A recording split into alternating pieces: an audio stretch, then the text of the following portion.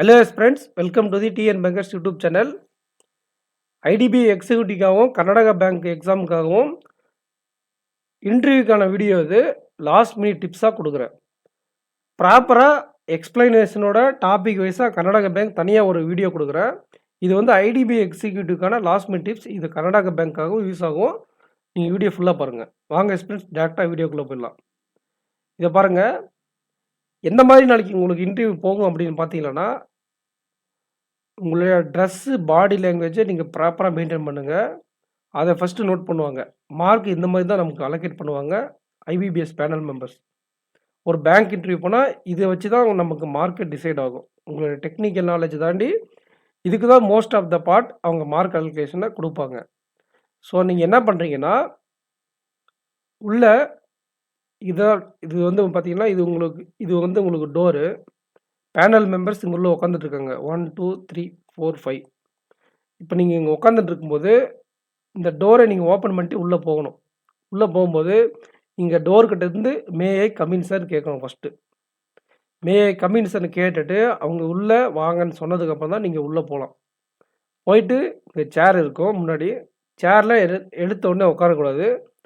First அங்கே போயிட்டு good morning sir, இங்கே மேமும் இருப்பாங்க, சாரும் இருப்பாங்க.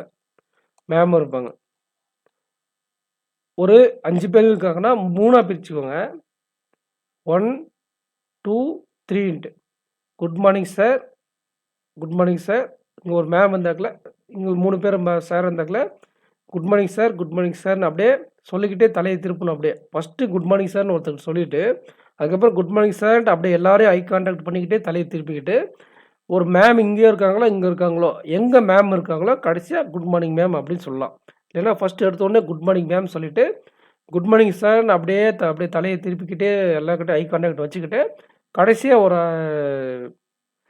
பேனல் மெம்பர்கிட்ட குட் மார்னிங் சார்னு முடிக்கலாம். ஆனால் மேம் சார்னு பிரித்து கரெக்டாக ப்ராப்பராக இதை குட் மார்னிங் சார்னு 5 டைம் சொல்லாமல், அதேமாதிரி ஒருத்தருக்கு மட்டும் சொல்லிட்டு எல்லாருக்கும் சொல்லாமல் இருக்காமல் எல்லாரையும் ப்ராப்பராக ஐ கான்டாக்டோட க்ரீட்டிங் பண்ணுறது ஃபஸ்ட்டு பாயிண்ட்டு. செகண்டு, உங்களுடைய ட்ரெஸ்ஸிங் சென்ஸ். இதுக்கு நான் தனியாக ஒரு வீடியோ பார்த்துருக்கேன். அது நம்ம சேனல் ஃபாலோவர் இருந்தால் பார்த்துருப்பீங்க. கரெக்டாக ஃபார்மல் ட்ரெஸ்ஸில் போங்க. கண்ணு கடிக்கிற ட்ரெஸ்ஸு போடாதீங்க. இங்கே ஐ கார்டில் கொடுக்க அந்த வீடியோ பார்க்காம இருந்தால் பார்த்துக்கோங்க. நாளை மறுநாள் இன்டர்வியூ போகிறவங்க, நாளை மறுநாள் இன்டர்வியூ போகிறவங்க பார்த்துக்கோங்க. அதுக்கு தகுந்த மாதிரி உங்களோட ட்ரெஸ்ஸை நீங்கள் வச்சுக்கோங்க. ஸோ ட்ரெஸ்ஸிங் சென்ஸுக்கு first and body language. So இந்த க்ரீட்டிங் அண்டு ட்ரெஸ்ஸிங் சென்ஸுக்கு சேர்ந்து ஒரு பாயிண்ட்டு. அண்ட் அது மட்டும் இல்லாமல் பாடி லாங்குவேஜ். என்ன பாடி லாங்குவேஜ்னால், இப்போ பாருங்கள், நல்லா பார்த்துக்கோங்க. இப்படி பேசிகிட்டு இருக்கும்போது இப்படி ஒரு நகத்துலேருந்து இன்னொரு நகத்தை இப்படி கடிக்குது. இப்படி பேசுறது இப்படி நகத்தை கடிக்கிறது. அண்ட் அப்புறம் மட்டும் இல்லை, இப்போ ஒரு ஆன்சர் சொல்லிட்டு இருக்கும்போது இந்த மாதிரியெல்லாம் விஷயம் பண்ணுவாங்க இல்லையா? ஐயோ அடடா, இந்த மாதிரி இதெல்லாம் வந்து பார்த்தீங்கன்னா நெகட்டிவ். இப்போ நான் பண்ணி மாட்டேனால அது எல்லாமே நெகட்டிவ். இதை வந்து நீங்கள் அவாய்ட் பண்ணிடணும். கரெக்டாக எப்படி உட்காரணுன்னா இப்படி உட்காந்துட்ருக்கணும், அவ்வளோதான். இப்படி சேரில் உட்காந்தீங்களா, கால் கூட இப்படி ஆட்டக்கூடாது. கரெக்டாக ப்ராப்பராக உட்காந்துட்டு நீங்கள் கேட்குற கேள்விக்கெல்லாம் பாடி லாங்குவேஜில் உங்களுடைய பதற்றத்தையோ, நீங்கள் ஒரு தப்பாக ஒரு ராங் ஆன்சர் சொல்லுறீங்கன்னா அது உங்களுடைய பாடி லாங்குவேஜ் காட்டவே கூடாது வெளியே. அதுக்கு தகுந்த மாதிரி உங்களுடைய பாடி லாங்குவேஜை மெயின்டைன் பண்ணுங்கள். ஸோ இப்படி தான் ஒரு இன்டர்வியூவில் ட்ரெஸ்ஸிங் சென்ஸும் பாடி லாங்குவேஜ் வச்சும் மார்க் அலோகேட் பண்ணுவாங்க. நீங்கள் அதுக்கு தகுந்த மாதிரி நீங்கள் ப்ராப்பராக உங்களுடைய பாடி லாங்குவேஜை மெயின்டைன் பண்ணணும். புரிஞ்சுதுங்களா? செகண்டு, அப்புறம் எடுத்தோடனே கொஷின் கேட்க ஆரம்பிப்பாங்க. இதில் யாராச்சும் ஒரு மெம்பர் உங்கள்கிட்ட ஸ்டார்ட் பண்ணுவாங்க. 5 பேரும் 5 பர்பஸ்க்காக அங்கே வந்து உட்காந்துருப்பாங்க. ஒவ்வொருத்தரும் ஒவ்வொன்றும் உங்கள்கிட்ட நோட்டீஸ் பண்ணுவாங்க. நீங்கள் இங்கே ஆன்சர் பண்ணிகிட்டு இருக்கும்போது இப்போ இவர் கேட்குறாரு, tell me about your self. இல்லைனா நீங்கள் எந்த ஊர்லேருந்து வரீங்க, இதுக்கு முன்னாடி என்ன ஜாப் பண்ணியிருந்தீங்க, நீங்கள் என்ன படிச்சிங்க, இது மாதிரி டேரெக்டாக எந்த மாதிரினாலும் உங்களை செல்ஃப் இன்ட்ரோ கேட்கலாம். நீங்களே உங்களை பற்றி சொல்லுங்கன்னு கேட்கலாம். இல்லைனா எந்த ஊர்லேருந்து வரீங்கன்னு கேட்கலாம். இல்லைனா உங்கள் அப்பா என்ன பண்ணுறாங்க, நீங்கள் இதுக்கு முன்னாடி என்ன ஜாப் பண்ணியிருந்தீங்க, என்ன ஃபீல்ட், டேரெக்டாக அவங்க ஏதாச்சும் ஒரு கொஷின் கேட்டு அதுலேருந்து நீங்கள் உங்களை ஆன்சர் சொல்ல வச்சு நீங்கள் என்னென்ன சொல்கிறீங்கன்னு ஒருத்தர் நோட் பண்ணிவிட்டு அதுலேருந்து ஒரு கிராஸ் கொஸ்டின் கேட்பாங்க. இப்போ ஃபார் எக்ஸாம்பிள், நீங்கள் எந்த ஊர்லேருந்து வரீங்க, நீங்கள் என்ன படிச்சிருக்கீங்கன்னு கேட்குறோன்னு வச்சுங்களேன். நான் தருமபுரி டிஸ்ட்ரிக்ட் மாடலேருந்து வரேன். எங்கள் அப்பா அம்மா ஃபார்மர். அண்டு எம்எஸ்எம்இ பிஸ்னஸ் பண்ணுறாங்க. அது வந்து ஹார்ட்டிகல்ச்சர் தோட்டமும் வச்சுருக்கோம். அந்த மாதிரி நான் சொல்லிடுறேன்னு வச்சுக்கோயேன். இப்போ இந்த பேனல் 2 மெம்பர் உங்ககிட்ட இது வந்து கேள்வி கேட்பாங்க. ஹார்ட்டிகல்ச்சரில் என்ன பண்ணுறீங்க? எம்எஸ்எம்இ என்ன பிஸ்னஸ் பண்ணுறீங்க? அண்டு ஃபார்மிங்கில் உங்கள் தோட்டத்தில் என்னென்ன விளைஞ்சிங்க? ப்ரைஸஸ் என்ன? இந்த மாதிரி இந்த செகண்ட் பர்சன் அந்த மாதிரி கொஸ்டின் கேட்பாங்க. ஃபஸ்ட்டு பர்சன் நீங்கள் எந்த ஊர்லேருந்து வரீங்கன்னு கேட்டுட்டு உங்ககிட்டேருந்து உங்களை பற்றி டீட்டெயில் கலெக்ட் பண்ணுவாங்க. அண்ட் நீங்கள் சொன்ன ஆன்சர்லேருந்து செகண்ட் பர்சனோ தேர்ட் பர்சனோ வேறு ஒரு பேனல் மெம்பர் கிராஸ் கொஸ்டின் கேட்பாங்க. எதுக்கு சார் 2, 3, 4 எழுதிக்கிறேன். நீங்கள் இங்கே உட்காந்துருக்கீங்க. எதுக்கு சார் இந்த கிராஸ் கொஸ்டின் அப்படின்னு பார்த்தீங்கன்னா, ஜஸ்ட்டு நீங்கள் சொல்லக்கூடிய ஆன்சர்ஸ் வந்து ஆனஸ்ட்டாக இருக்கா அப்படின்னு செக் பண்ணுறதுக்கு. அண்ட் அது மட்டும் இல்லாமல் நீங்கள் யார், உங்களை பற்றி எப்படி அவங்க அப்சர்வ் பண்ணுவாங்கன்னா, self intro, situation question and HR question. இந்த 3 கொஸ்டினுமே நீங்கள் பண்ணுற ஆன்சரை வச்சு தான், நீங்கள் கொடுக்கக்கூடிய ஆன்சர்ஸை வச்சு தான் நீங்கள் யாருன்னு அவங்க கெஸ் பண்ணுவாங்க. ஸோ உங்களுடைய பாடி லாங்குவேஜை கரெக்டாக மெயின்டைன் பண்ணிக்கோங்க. நீங்கள் பொய் பேசுகிறதுனா அவங்க கண்டுபிடிச்சிருவாங்க. ஃபார் எக்ஸாம்பிள், நான் இந்த அக்ரிகல்ச்சர் நான் உண்மையாகவே ஒரு வில்லேஜ்லேருந்து வரக்கூடிய ஆஸ்பிரண்ட்ஸ் பாருங்கள், பின்னாடி இருக்குது எங்கள் தேங்காய் தோட்டம், பாக்கு தோட்டம்லாம். ஸோ உண்மையாகவே நான் அக்ரிகல்ச்சர் பேக்ரவுண்டில் வந்ததுனால நான் வந்து இதை வந்து ஒரு ஆர்ஆர்பி இன்டர்வியூவில் பாசிட்டிவாக சொல்லுவேன். ஆனால் நீங்கள் ஒரு சிட்டிலேருந்து வந்துட்டு நீங்கள் ஆர்ஆர்பியில் செலக்ட் ஆனதுக்கோசரம் ரூரல் பற்றி நீங்கள் இருக்கிற மாதிரி ஒரு பொய் சொன்னீங்கன்னா, அதை வந்து நீங்கள் சொல்கிறது கரெக்டாக கண்டுபிடிக்கிறதுக்காக தான் இந்த கிராஸ் கொஸ்டின் கேட்பாங்க. ஸோ நீங்கள் கரெக்டாக சொல்லலை, பொய் சொல்கிறீங்க அப்படின்னு கண்டுபிடிச்சிட்டாலே உங்கள் மேலே நெகட்டிவ் இம்ப்ரெஸ் கிரியேட் ஆயிரும். ஸோ இது ப்ரைவேட் பேங்க் இன்டர்வியூ அப்படிங்கிறதுனால அண்டு இது மோஸ்ட்லி இண்டஸ்ட்ரியல் பேஸ்டு கொஷின்றதுனால இப்போ நான் இதுக்கும் நான் பாசிட்டிவாக சொல்லுவேன். நான் ஒரு எம்எஸ்எம்இ வச்சு நடத்திட்டுருக்கேன். புளி வியாபாரம். ஒரு 15 பேர் என்கிட்ட வேலை செய்கிறாங்க. ஸோ ஒரு ப்ராப்பராக இந்த எம்எஸ்எம்இ பற்றி எனக்கு தெரியும் அப்படின்ட்டு நான் இதுக்கும் நான் பாசிட்டிவாக சொல்ல முடியும். ஆனால் நீங்கள் உங்களுக்கு எதுவுமே இல்லாமல், இண்டஸ்ட்ரி நாலேஜ் எதுவுமே இல்லாமல், எம்எஸ்எம்இ பற்றி எதுவும் தெரியாமல், இல்லை இண்டஸ்ட்ரீஸ் பற்றி எதுவும் தெரியாமல் நீங்கள் அவங்கக்கிட்ட பொய் சொல்லிட்டீங்கன்னா, அதை கண்டுபிடிச்சிட்டாக்கில் உங்களுக்கு நெகட்டிவ் இம்ப்ரெஷன் கிரியேட் ஆகும். நீங்கள் உங்கள்கிட்ட இருக்கக்கூடிய ஸ்டஃப்பை வச்சு நீங்கள் கரெக்டாக ஆனஸ்ட்டாகவும் கான்ஃபிடென்ட்டாக சொல்கிறீங்கனாலும் செக் பண்ணுவாங்க. இந்த கான்ஃபிடென்ட்டே காட்டி கொடுக்கறதுக்கு பாடி லாங்குவேஜ் ஹெல்ப் பண்ணும். கரெக்டான பாடி லாங்குவேஜ் மெயின்டைன் பண்ணிங்கன்னா நீங்கள் கான்ஃபிடென்ட்டாக இருக்குதுன்னு சொல்லிடுவாங்க, மார்க் போடுவாங்க.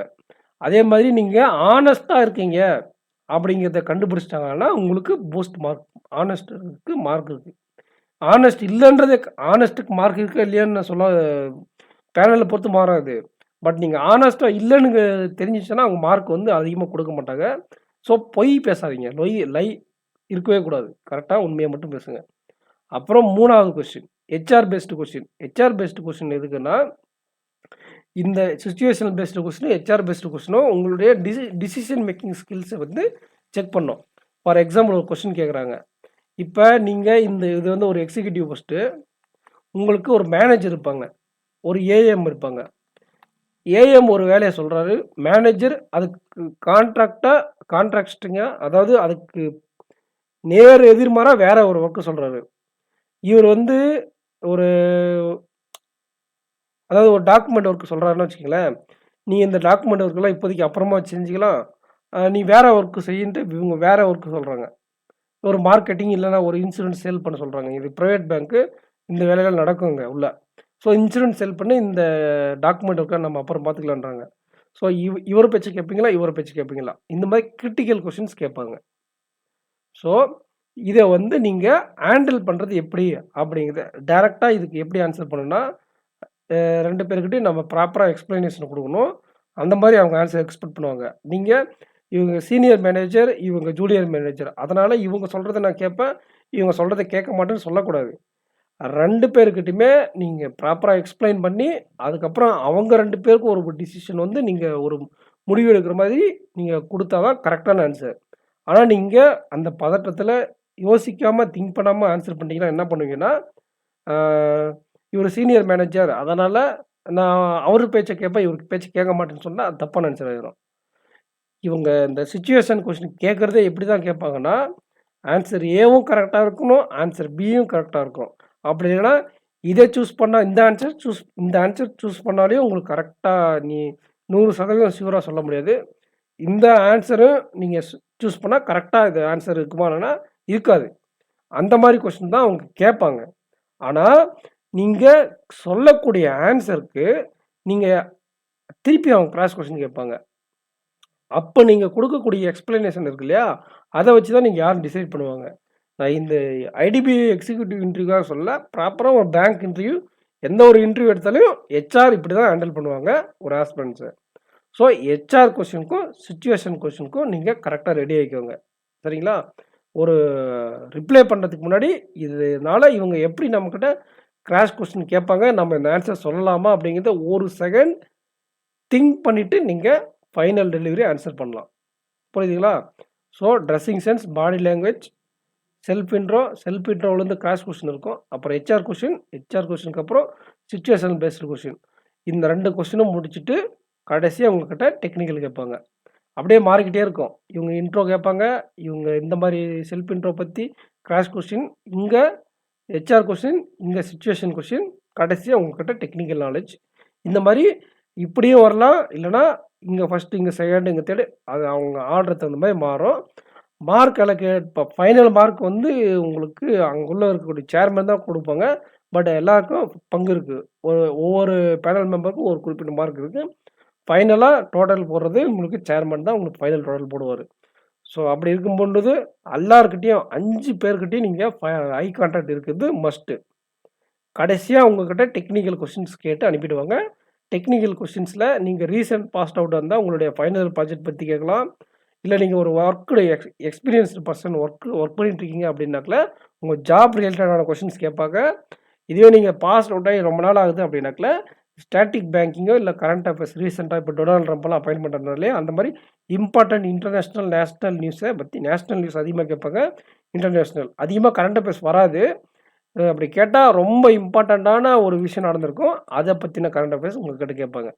ஸோ பேங்கிங் ஃபஸ்ட்டு கேட்பாங்க ப்ரையாரிட்டி கொடுத்து, அப்போ ஸ்டாட்டிக் கரண்ட் அஃபேர்ஸ், இல்லைனா headquarters of bank of India, bank of Maharashtra, இல்லைனா ஐடிபிஐ பேங்க்கை பற்றி சொல்லுங்கள்.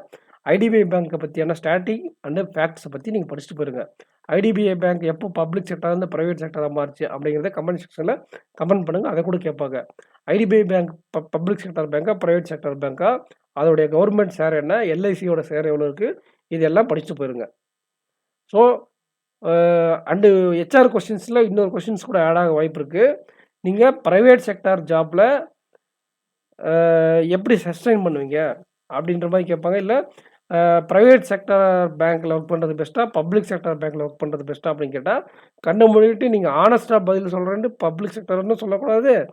ப்ரைவேட் செக்டாரில் ப்ரைவேட் செக்டாரில் ப்ரெஷர் அதிகமாக இருக்கும் அப்படின்ற மாதிரி ஓப்பனாக சொல்லிடக்கூடாது. இந்த மாதிரி தான் இதுக்கு பேர் தான் சிச்சுவேஷன் கொஸ்டின். பப்ளிக் செக்டார் பேங்க்கில் ஒர்க் பண்ணால் ஜாப் செக்யூராக இருக்கும் அப்படின்னு சொன்னீங்களானா கூட நீங்கள் என்ன பண்ண கேட்பாங்கன்னா, அப்போ ப்ரைவேட் ஜாப் செக்யூர் இல்லாத ஜாப்புக்கு எதுக்கு இன்டர்வியூ வந்துன்னு கேட்டுருவாங்க, டக்குன்னு கேட்டுருவாங்க மூஞ்சி அடிச்ச மாதிரி. ஸோ ஒரு ஆன்சர் சொல்கிறதுக்கு முன்னாடி ப்ராப்பராக ஆன்சர் சொல்லணும். இதுக்கு எப்படி சொல்லலாம் அப்படிங்கிறது நீங்கள் ஒரு ஆன்சர் சொல்லிக்கோங்க. என்னோட பாயிண்ட் ஆஃப் நான் சொல்கிறேன். நீங்கள் பப்ளிக் செக்டரில் போகும்போது public sector, private sector bank இது 2மே ஓகே தான் சார். இது வந்து பார்த்தீங்கன்னா 2மே ஐபிஏக்கு கீழே தான் இருக்குது. So almost salary both public sector bank, private sector பேங்க்கில் ஐபிஏக்கு கீழே இருக்கிறதுனால எனக்கு ஜாப் செக்யூராக இருக்கணும். அண்டு அது மட்டும் இல்லாமல் எனக்கு இப்போ பப்ளிக் செக்டராக, ப்ரைவேட் செக்டராக முக்கியம் கிடையாது. எனக்கு இப்போ பேங்கிங்கில் ஒர்க் பண்ணணுன்னு எனக்கு இன்ட்ரெஸ்ட் இருக்குது. ஸோ நான் இந்த எக்ஸாம் கிராக் பண்ணியிருக்கேன். பப்ளிக் செக்டாரும் எழுதியிருக்கேன், ப்ரைவேட் செக்டாரும் நிறைய எக்ஸாம்ஸ் எழுதியிருக்கேன். இப்போ தான் நான் எக்ஸாம்ஸ் கிராக் பண்ணியிருக்கேன். இப்போ வந்து இன்டர்வியூ வரையும் வந்திருக்கேன். ரொம்ப சந்தோஷமாக இருக்குது. நான் செலக்ட் ஆகிற நம்பிக்கையாக இருக்கேன். ஸோ இந்த ஜாப் கிடச்சிருக்கு. இந்த ஜாப்பில் நான் என்ன எஃபர்ட் போட முடியுமோ போட்டு நான் என்னுடைய க்ரோத்தை நான் ரீச் பண்ணுவேன் சார் அப்படிங்கிற மாதிரி நீங்கள் பாசிட்டிவாக சொல்லலாம். உங்களுக்கு நான் அதே ஆன்சர் தான் சொல்கிறேன். பட் நீங்கள் அதை பாசிட்டிவாக எப்படி கன்வே பண்ணுறீங்க அப்படிங்கிறது தான் விஷயம். புரிஞ்சுதுங்களா? டேரெக்டாக ஜாப் செக்யூரிட்டி இல்லை, ஜாப் செக்யூரிட்டியை பற்றி இங்கே பேசக்கூடாது. ஏன்னா இங்கே போகிறதே ஒரு contract based job. Contract based job இல்லைனா கூட நீங்கள் போகிறதே வந்து ஒரு எக்ஸிக்யூட்டிவ் ஜாப்பு. அண்டு இந்த ஜாப் ரோலை பற்றி உங்களுக்கு தெரிஞ்சிருக்கும் நிறைய பேருக்கு. கண்டிப்பாக அந்த செக்யூரிட்டி வார்த்தையே அங்கே பேசிடாதீங்க. அப்புறம் உங்கள வந்து ஏன்னா ஆல்ரெடி நெறைய எக்ஸிக்யூட்டிவ்ஸ் வந்து ரிசைன் பண்ணிட்டு போயிருக்காங்க. ஆ காண்டாயிருவாங்க அவங்க. கண்டிப்பா கடுப்பாயிருவாங்க. ஏன்னா இவங்க இந்த ரெக்ரூட்மெண்ட்ட அடிக்கடி வரதுக்கான நெறைய ரெசிக்னேஷன் இருக்கு. செக்யூரிட்டிய பத்தி நீங்க யோசிக்கிற ஹஸ்பண்டா இருந்தா இந்த ஜாப் சஸ்டெயின் பண்ண மாட்டாங்கன்ட்டு மார்க் குடுக்காம போயிடுவாங்க. ஜாப் செக்யூரிட்டிய பத்தி எங்கேயுமே வாய திறந்துறாதீங்க. இந்த ஜாப் நான் எக்ஸாம் கிளியர் பண்ணியிருக்கேன். இந்த ஜாப்ல நல்லா நான் ஒர்க் பண்ணுவேன். இந்த ஒர்க் பண்ணிட்டு இந்த ஜாப் மூலியமா என்னால எவ்வளோ குரோத் ரீச் பண்ண முடியுமோ, ஸ்டெப் பை ஸ்டெப்பா நான் ஹார்ட் ஒர்க் போட்டு ரீச் பண்ணுவேன். அப்படிங்கிற மாதிரி ஆன்சர் பண்ணுங்க. ஓகேவா friends? Karnataka bank clerk, Karnataka bank பிஓக்கு வேற மாரி கொஸ்டின்ஸ் வரும். அது அதுக்கு இதே கொஸ்டின்ஸ் கேட்டா, அது high salary, high package. So, அதுக்கு தகுந்த மாரி ஆன்சர்ஸ் நான் நெக்ஸ்ட் வீடியோல ப்ரொவைட் பண்றேன். நல்லா பண்ணிட்டு வாங்க ஆஸ்பிரண்ட்ஸ். நெக்ஸ்ட் வீடியோல மீட் பண்ணலாம். Thank you. இந்த வீடியோக்கு லைக் பண்ணாம இருந்தா லைக் பண்ணிக்கோங்க. சேனலுக்கு சப்ஸ்கிரைப் பண்ணிக்கோங்க. உங்க ஃப்ரெண்ட்ஸுக்கு ஷேர் பண்ணுங்க. டெலகிராம் குரூப்ல ஜாயின் பண்ணாம இருந்தா ஜாயின் பண்ணிக்கோங்க. So thank you aspirants. And இம்பார்ட்டன்ட்டான விஷயம். வெயிட் பண்ணுங்க. இம்பார்ட்டன்ட் டாபிக்ஸ் இந்த இதான் சொன்னேன்ல 5வது பார்ட்டு. பேங்கிங்கில என்னென்ன கொஸ்டின்ஸ் கேட்பாங்கன்னா இதுதான். தொண்டை கொஞ்சம் கரகரன்னு இருக்கு. அதனால தான் ஒரு மாதிரியா இருக்கு. சளின்றதால தொண்டை கொஞ்சம் கரகரன்னு இருக்கு. இத பாருங்க. இதுதான் இம்பார்ட்டன்ட் டாபிக்கு. இதுக்கான பிடிஎஃப் லிங்க்கை கமெண்ட் செக்ஷனில் பின் பண்ணுறேன். ஆம்பிஷியஸ் பாபாவுடைய வெப்சைட் லிங்க்கை அதாவது அந்த பிடிஎஃப் லிங்க்கை பின் பண்ணுறேன். அந்த லிங்கை கிளிக் பண்ணிங்கன்னா உங்களுடைய வெப்சைட்லேருந்து டேரெக்டாக பிடிஎஃப் டவுன்லோட் ஆகி உங்களுக்கு கொடுத்துரும். 2 பார்ட்டாக இருக்கும். ஒரு பார்ட் கரண்ட் அஃபேர்ஸ் இருக்கும். ஃபஸ்ட்டு பார்ட்டு வந்து ஸ்டாட்டிக் பார்ட்டு. ஸோ இது ஒரு ப்ராப்பரான பேங்கிங் அவேர்னஸ். படிக்க ஈஸியாக இருக்கும். நீங்கள் சும்மா அப்படியே கோத்ரூ பண்ணிக்கோங்க. நாளை மறுநாள் இன்டர்வியூ இருக்கிறவங்க யூஸ்ஃபுல்லாக இருக்கும். நாளைக்கு மதியத்துக்கு மேலே இன்டர்வியூ இருக்கும் கூட சும்மா அப்படியே லைட்டாக ஆர்பிஐனா என்ன, அது சப்சிடரி என்ன இருக்குது, types of account, types of cheque, இன்ஃப்ளேஷனா என்ன, மணி மார்க்கெட், கேபிட்டல் மார்க்கெட் இது தெரிஞ்சிருந்துச்சுன்னா இதில் என்னென்னலாம் நீங்கள் படிச்சிருக்கீங்களோ ஒன்ஸ் ரிவிஷன் பண்ணிக்கோங்க. அப்படி இல்லையா நீங்கள் ஆல்ரெடி பேங்கிங் அவேர்னஸ்க்கு ஒரு சோர்ஸ் படிச்சிருப்பீங்க இல்லையா, அதில் ரிவிஷன் பண்ணிக்கோங்க. இதுவும் one of the source. Karnataka bank படிக்கிறவங்களுக்கு இதையும் யூஸ் பண்ணிக்கோங்க. இது கொஞ்சம் உங்களுக்கு நல்லா இருக்கும். டீசெண்டாக கொஞ்சம் ரிவிஷன் பண்ணுறதுக்கு யூஸ்ஃபுல்லாக இருக்கும். அதனால் இந்த பிடிஎஃப் நான் கமெண்ட் செக்ஷனில் கொடுத்துருக்கேன். டெலகிராம் குரூப்லேயும் இந்த பிடிஎஃப் இருக்குது. டேரெக்டாக போய் டெலகிராம் குரூப்பில் டவுன்லோட் பண்ணி வச்சுக்கோங்க. இது இம்பார்ட்டன்ட் டாபிக்ஸ். இதில் என்னென்னா மேக்ஸிமம் ரிப்பீட்டட் கொஸ்டின் என்னென்னா டைப்ஸ் ஆஃப் அக்கௌண்ட் கேட்பாங்க. Types of cheque, types of account இருக்கு இல்லையா, அந்த சாப்டர் 7 இதுலேருந்து கண்டிப்பாக கொஸ்டின் கேட்பாங்க. இந்த ஆர்பிஐ இருக்கு இல்லையா, இதில் மானிட்டரி பாலிசின்னு ஒரு டாபிக் இருக்குது. அந்த repo rate, reverse repo rate, money market, capital market இதையும் பார்த்துக்கோங்க. அண்டு இன்னும் இம்பார்ட்டன்ட் டாபிக் அப்படின்னா என்பிஏ பற்றி கேட்பாங்க. என்பிஏ டைப்ஸ் என்னென்ன இருக்குது அப்படின்னு கேட்பாங்க. அதுக்கான டேஸ் எல்லாம் படிச்சுக்கோங்க. இது ஆர்ஆர்பி, எம்எஸ்எம்இ பற்றி இப்படி இண்டஸ்ட்ரீஸ்ன்றதால இது வந்து ஐடிபின்றது ஒரு இண்டஸ்ட்ரியல் பேங்க்கு. அதுக்கான எம்எஸ்எம்இ பற்றியும் பார்த்துக்கோங்க. ஸோ ப்ராப்பராக பேங்கிங் நாலேஜ் படிச்சுக்கோங்க. ஐடிபிஐ பற்றி ஸ்டாட்டிக் படிச்சுக்கோங்க. கர்நாடகா பேங்க்கில் இருக்கிற கர்நாடகா பேங்க்கை பற்றி நீங்கள் அதையும் படிச்சுக்கோங்க. அந்த பேங்க் ஸ்டாட்டிக்கும் படிச்சுக்கோங்க. Karnataka bank aspirants. ஸோ நல்லா பண்ணிட்டு வாங்க ஆஸ்பிரண்ட்ஸ். வீடியோக்கு லைக் பண்ணிக்கோங்க, சப்ஸ்கிரைப் பண்ணிக்கோங்க, ஃப்ரெண்ட்ஸ் ஷேர் பண்ணிக்கோங்க, டெலகிராம் குரூப்பில் ஜாயின் பண்ணிக்கோங்க. நெக்ஸ்ட் வீடியோவில் மீட் பண்ணலாம் ஆஸ்பிரண்ட்ஸ். Thank you aspirants. தேங்க்யூ.